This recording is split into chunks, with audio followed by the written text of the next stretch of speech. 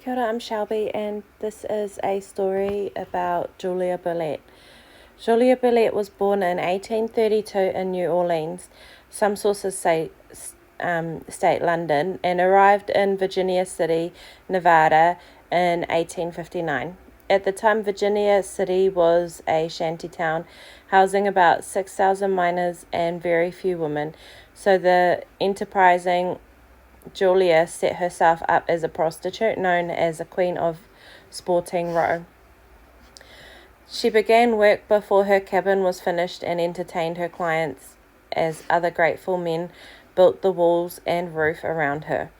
Within a year, she was a madam running 6 girls and opened a brothel that had daily fresh flowers delivered by Wells Fargo, as well as the finest French wine and food.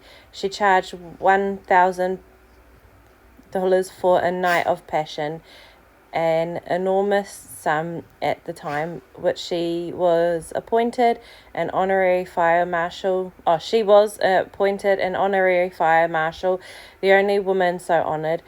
Julia Bulette was probably the West's favorite prostitute, loved by rich and poor, and often the subject of articles by a young cub reporter for the Territorial Enterprise, who would go on to fame as the writer Mark Twain.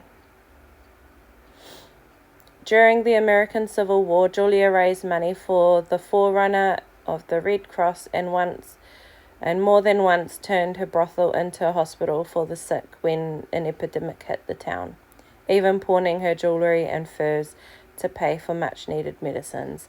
After the war, a different kind of person patronized Virginia City, and Julia moved from being the center of attention to the embarrassment to the place.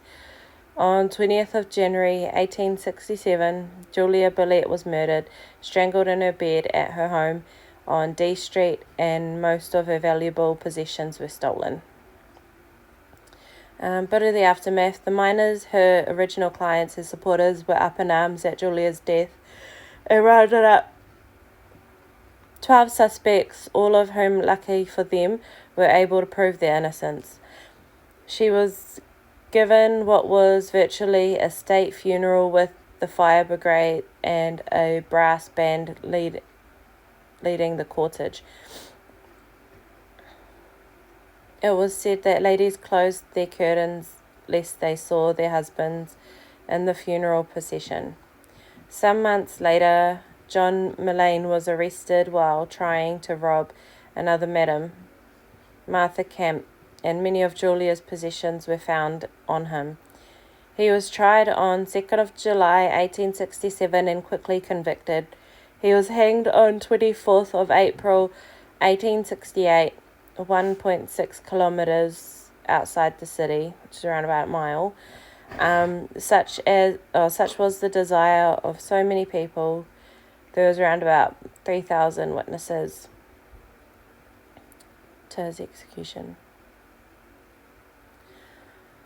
I'm glad they finally got him. But anyway, that's a picture of Julia, and hope you enjoyed that story. Please.